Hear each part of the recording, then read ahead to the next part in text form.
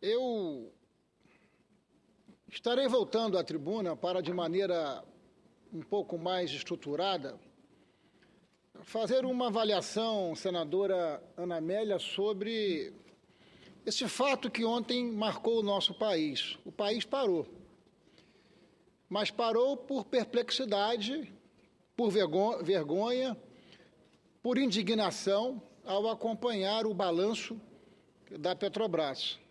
E não venham com essa afirmação que vamos virar uma página porque a Petrobras apresentou o seu balanço e consignou tudo aquilo que, lamentavelmente, nós assistimos, essa violação de princípios, valores, conceitos contra a Petrobras.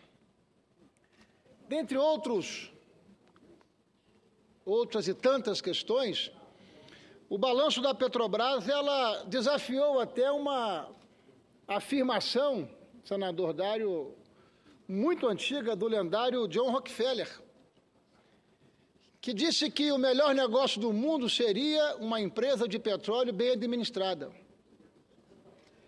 E o segundo melhor negócio do mundo seria uma empresa de petróleo mal administrada. A conciliação da incompetência com a corrupção, nesses anos todos, mostrou que essa afirmação, ela é uma afirmação frágil, que a riqueza e a abundância não sobrevive à incompetência e à corrupção deslavada que se observou ao longo desse período na gestão da Petrobras. E não venham também com a afirmação de que esta é uma crise que veio de fora para dentro. Não. O que nós percebemos ali foi o patrimonialismo sofisticado, inclusive, onde indicações políticas, conciliado com funcionários da Petrobras, produziu para a população brasileira e para o mundo essa vergonha. Mas eu pretendo voltar à tribuna para que nós possamos discutir esse tema, porque o que aconteceu com a Petrobras precisa ter desdobramento efetivo e concreto, não apenas na criminalização de todos aqueles que cometeram esses atos, mas é preciso que o Brasil tire lições da manutenção dessa prática da política de baixa qualidade. E eu pretendo voltar à tribuna, senhor presidente, senhoras e senhores senadores, para uma fala mais aprofundada acerca desse tema, em razão dos estudos que estamos fazendo. Hoje, entretanto, senhor presidente, gostaria de fazer uma avaliação relacionada ao impacto de uma iniciativa que foi anunciada pelo presidente norte-americano Barack Obama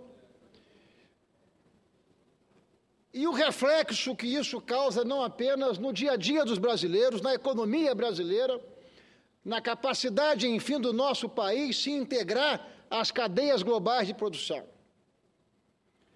O panorama das negociações comerciais internacionais não param de produzir fatos que reforçam a gravidade dos persistentes equívocos e das escolhas do governo brasileiro em relação à nossa política externa.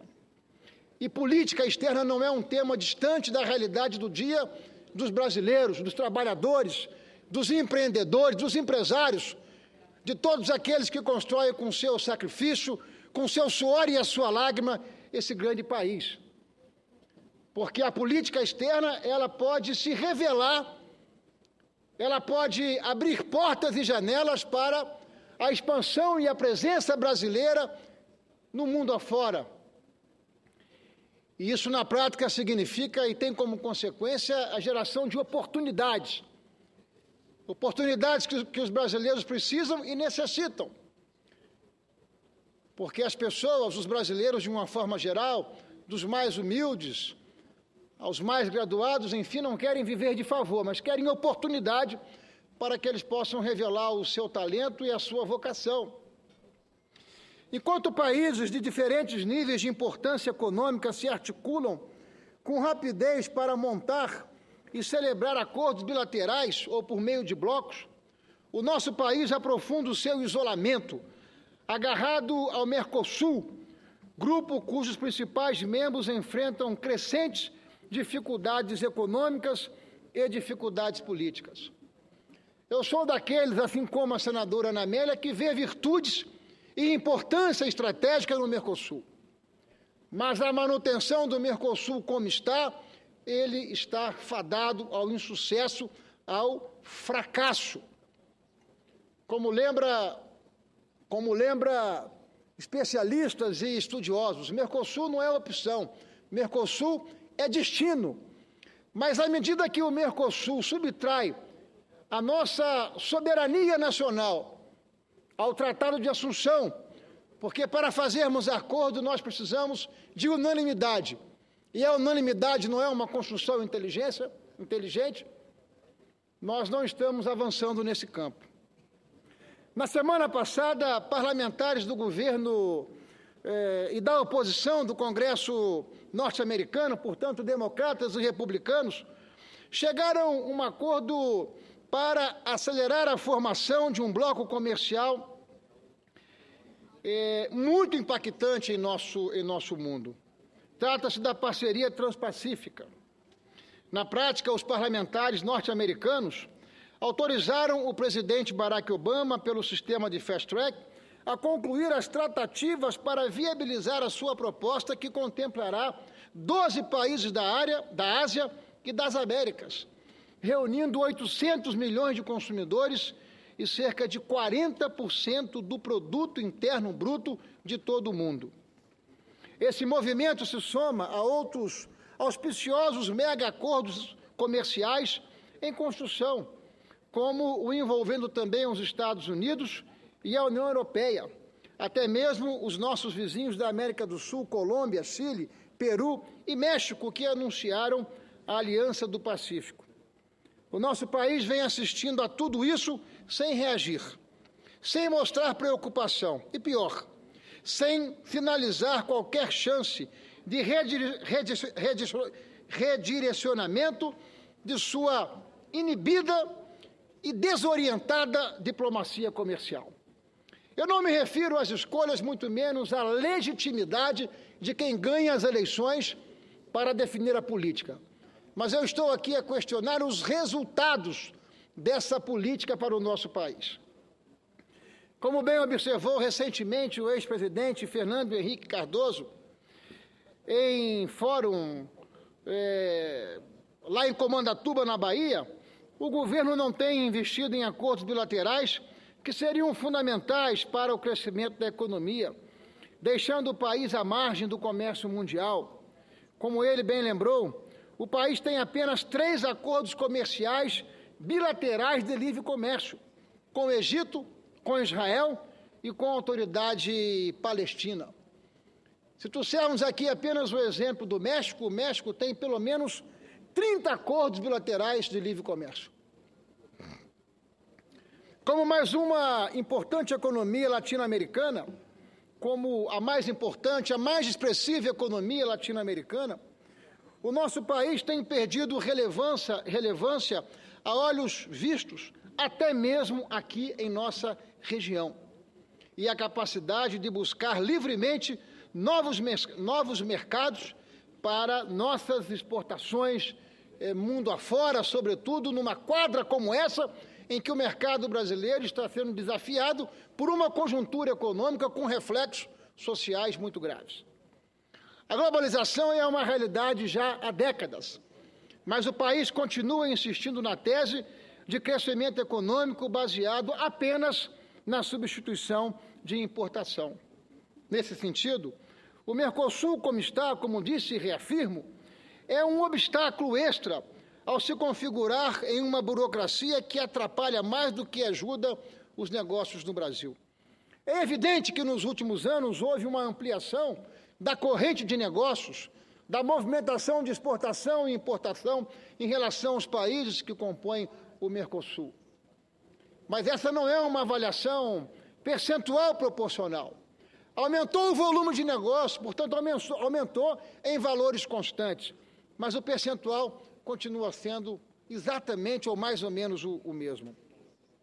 Além de perder oportunidades, o país corre cada vez mais sérios riscos de ficar de fora dos novos arranjos produtivos globais. Senhor presidente, senhoras e senhores senadores, é realmente uma pena, é lamentável que tudo isso esteja acontecendo. No caso da TPP, podemos dizer que o Brasil está literalmente de costas para o Pacífico.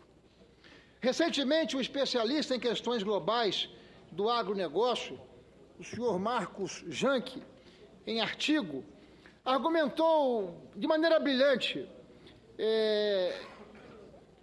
que o século XXI é o século do Oceano Pacífico, considerando os números atuais e potenciais apresentados pelos negócios envolvendo os países banhados por esse oceano. Segundo Marcos Janck, trouxe à memória uma reflexão do ex-secretário de Estado, John Wade, que foi secretário ainda no século XIX, que lá atrás já cunhou a seguinte expressão: o Mediterrâneo é o oceano do passado, o Atlântico é o oceano do presente, mas o Pacífico será o oceano do futuro. Isso foi dito há mais de 100 anos atrás e nós estamos vendo na prática isso se confirmar.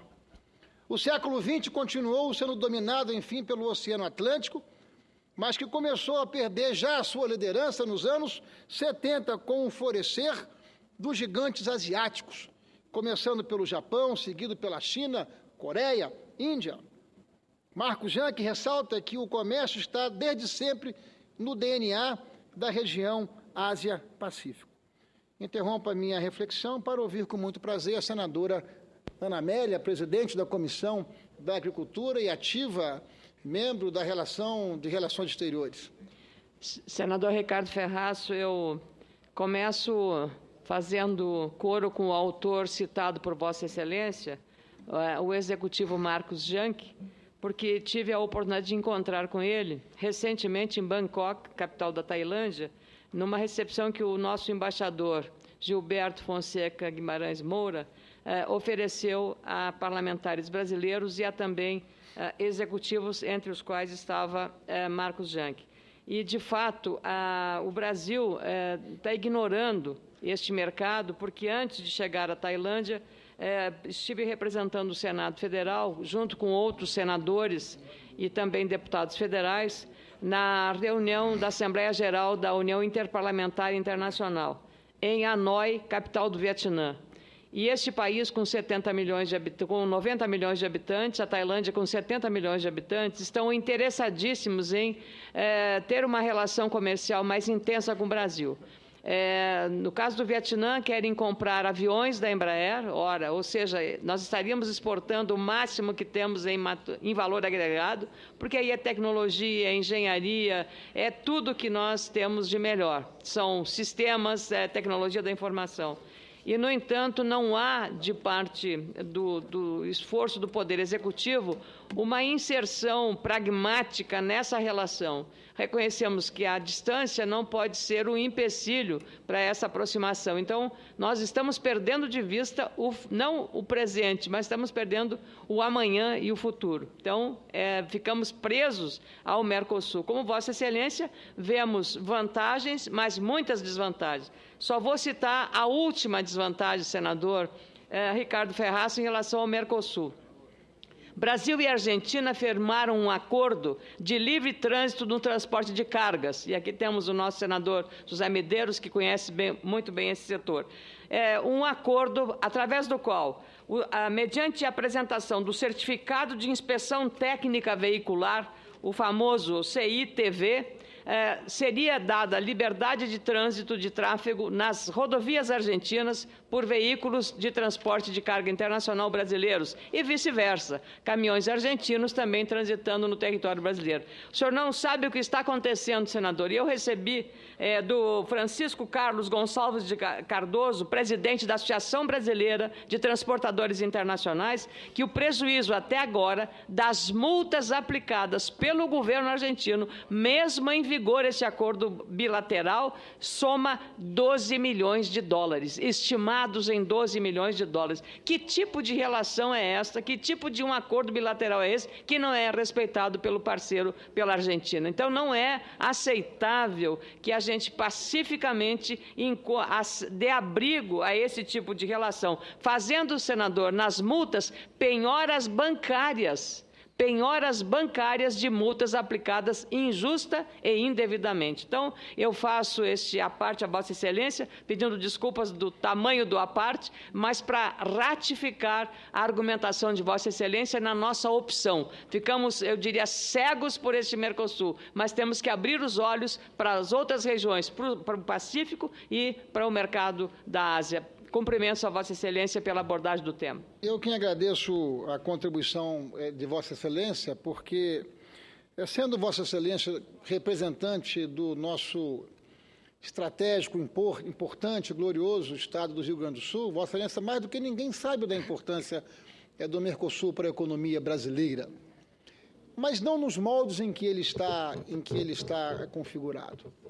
Porque, na prática, o que nós temos observado é que esses mecanismos todos, eles se revestem de uma forma de protecionismo disfarçado para criar dificuldade para a atividade empreendedora brasileira. E nós temos observado que entre 2013, 14 e 15, as exportações brasileiras para a Argentina, se tudo continuar como vai, ao final desse ano, o Brasil estará exportando menos para a Argentina que a China. E a China não está equivocada. Equivocados estamos nós, em não estabelecermos uma nova negociação em novos patamares, inclusive flexibilizando o Tratado de Assunção e eliminando essa cláusula que subordina a nossa soberania comercial a regras de absoluta unanimidade, ou seja, nós precisamos ter autonomia para fazer os nossos acordos bilaterais. Se os nossos parceiros não desejam ir naquele momento, que eles possam ir no momento seguinte, mas que um país da dimensão e da expressão continental, de tamanha complexidade do nosso país, não fique limitado a 3 acordos bilaterais, como é o caso de Israel, Egito e Autoridade Palestina. Eu friso aqui, somente o México tem 30 acordos bilaterais, e esses acordos são fundamentais, porque o tema da política externa é um tema que tem tudo a ver, sobretudo, com a nossa capacidade de superação dessa quadra e dessa conjuntura desafiadora que nós estamos vivendo, e o Brasil continua, de fato, isolado, de costas para onde as grandes alianças estão se dando, que é no Oceano Pacífico. Mas ouço com enorme prazer o senador Medeiros. Senador Ferraço, seu pronunciamento é de uma riqueza imensa. Aborda 2 assuntos de importância significativa para a vida nacional. Recentemente falei aqui na tribuna sobre essa relação perniciosa que está sendo para o Brasil a permanência dele nesse bloco econômico.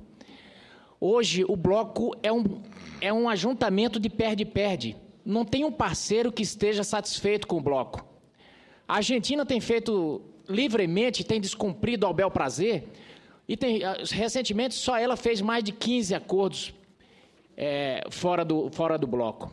O Brasil tem ficado aí amarrado, atrelado a esse compromisso de um bloco que ele existe, ele é o que todos queriam.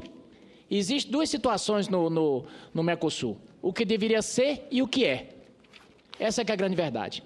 Então, Vossa Excelência tocou num ponto-chave, precisamos rever tudo isso. O Brasil está perdendo, e muito, no momento em que a economia precisa ganhar fôlego. Outro ponto sobre o Pacífico, senador. O Brasil já está com um projeto pronto, através da Valec, da ferrovia FICO. Ela atravessa Mato Grosso, ligando ali Goiás, na Norte-Sul, na ferrovia Norte-Sul, e seria uma possibilidade de escoamento, de saída para o Pacífico, ligando aos portos do Chile. Agora, recentemente, já com o ajuste, infelizmente, tivemos a notícia que todos esses projetos estão todos parados devido a esse momento. Quer dizer, é uma pena, porque seria justamente uma possibilidade do país ganhar novos mercados, abrir essa nova frente e não ficar de costas, como Vossa Excelência falou. Então, parabéns, porque é nessa discussão que talvez o país abra os olhos e que o Planalto também possa ter nova visão sobre a nossa economia. Muito obrigado. Eu é quem agradeço a Vossa Excelência a contribuição. Eu acho que o Mercosul ele é uma coisa basicamente natural, ele é uma decorrência natural. Eu acho que o Mercosul tem que ser fortalecido. Eu acho que o Mercosul, ele, como disse aqui, ele não é destino, ele não é opção, ele é destino, porque nós temos outras questões que não as questões comerciais, há as questões regionais, há as questões culturais, que fazem parte de todo esse contexto e, portanto, nós precisamos exercer com os nossos irmãos da América do Sul sentimentos e valores de solidariedade, de fraternidade, de construção coletiva.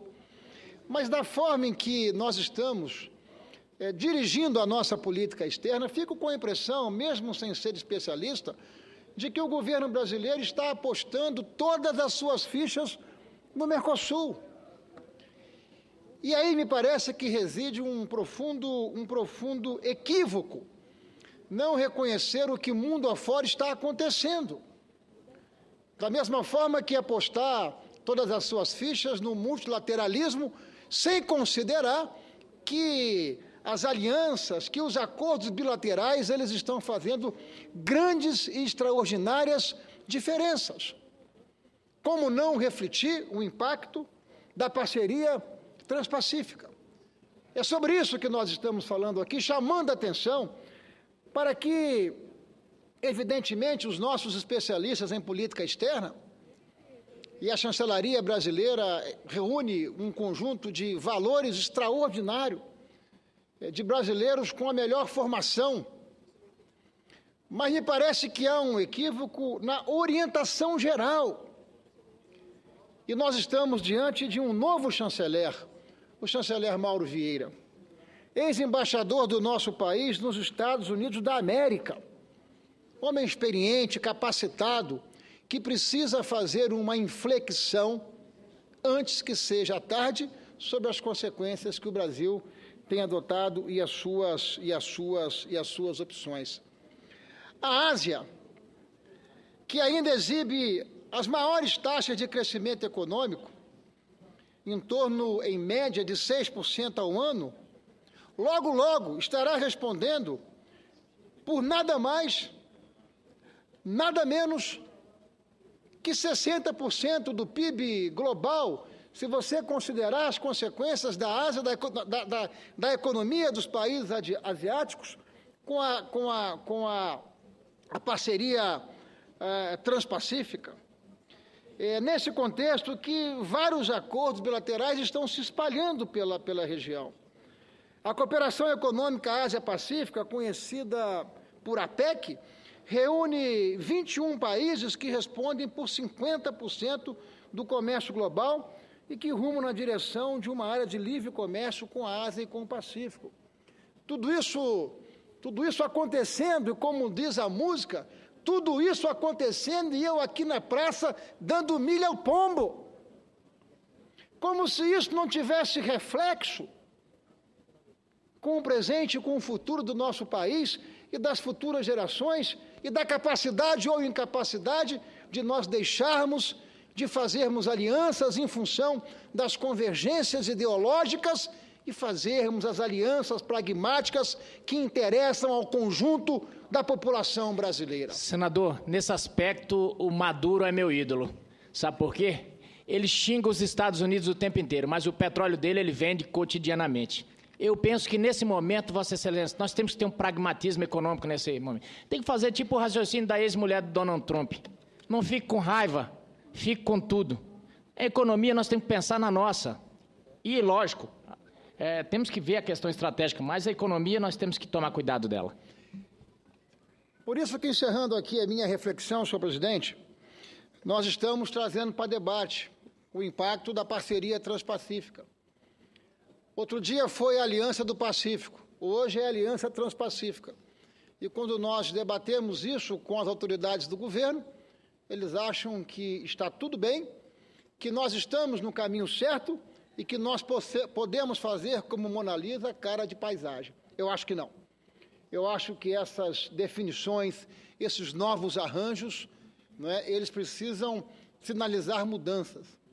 Quando a gente vê democratas e republicanos do parlamento americano convergirem em torno de um fast track e dando autorização ao presidente Barack Obama para seguir adiante com velocidade e determinação em torno desses arranjos, não considerar e não refletir de que forma isso estará repercutindo em nossa economia e na geração de oportunidade para brasileiros, me parece um equívoco muito grande.